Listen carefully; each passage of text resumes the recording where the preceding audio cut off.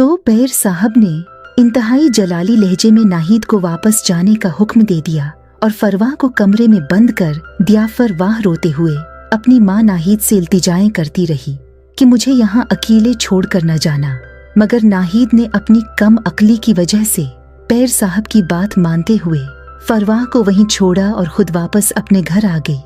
वहाँ जाली पीर साहब यतीम व बेसहार फरवाह को 2 दिन तक रस्सियों की मदद से बांधकर मुरीद नमा नशियों के साथ मिलकर जियादती का निशाना बनाता रहा। फरवाह उन पैर साहब को वास्ते और बद्दुआएं देती रही, मगर पैर साहब पर शैतान सवार था। वो बाज न आए। 2 दिन तक कई बार फरवाह का जिनसी इस्तेहसाल करने के बाद फरवाह की माँ के पहुँचने से कबल जिस कमरे में फरवाह कैद थी, इस कमरे को आग लगा दी। जब नाहिद वहां पहुंची तो इसकी बेटी फरवाह जाली पीर साहब और उनके मरीदों की 2 दिन तक वहशत सहने के बाद जलकर कोयला हो चुकी थी। पीर साहब ने नाहिद को बताया उसकी बेटी पर इतना शदीद जादू था कि काट के दौरान ही फरवाह के हिजरे में आग लग गई। फरवाह समेत सब कुछ जलकर भस्म हो गया। अगर फरवाह यहाँ न आती तो शायद अपने साथ और भी कई लोगों की मौत की वजह बनती हो। नाहिद ने शुक्र किया कि फरवाह की नहुसत की वजह से किसी बेगुनाह इंसान की जान नहीं गई और रोते धोते बेटी की लाश लिए वापस आ गई। बहुत दिनों बाद नाहिद को पता चला कि जाली पीर साहब को पुलिस ने पकड़ लिया है और उसने फरवाह समेत 3 और बेसहारा बच्चियों को अपनी होश का निशाना बनाने के बाद जलाकर कत्ल करने का औतराफ कर लिया है।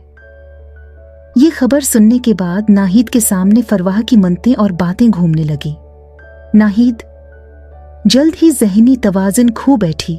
नाहिद यहाँ सारा दिन फरवाह की कब्र पर बैठे आंसू बहाती रहती है। कई बार रात को 12-1 बजे 2 बजे यहाँ फरवाह की कब्र पर आ जाती है।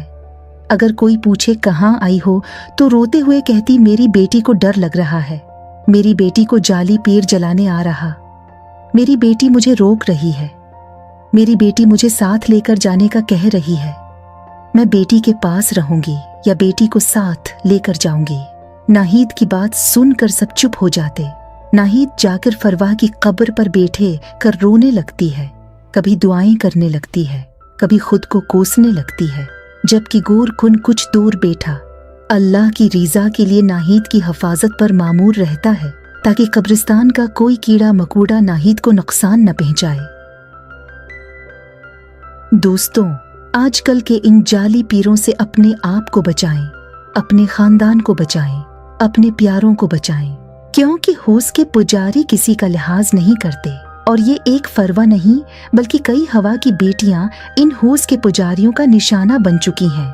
और दोस्तों, आखिर में एक बात जरूर कहूँगा कि जहाँ ऐसे जाली पीर इस दुनिया में हैं, वहीं अल्लाह के नेक बंदे भी हैं।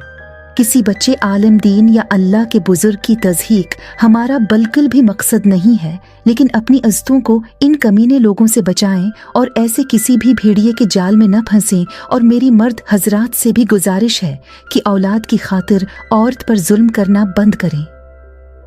रोज़ी औरत की नसीब की होती है और औलाद मर्द के नसीब की। अल्लाह हम सबको हदायत दे, आमीन। उम्मीद करता हूँ दोस्तों हमारी आज की ये दर्द भरी कहानी भी आपको पसंद आई होगी। अगर पसंद आई है तो चैनल को सब्सक्राइब कर दें और कमेंट्स भी ज़रूर करें।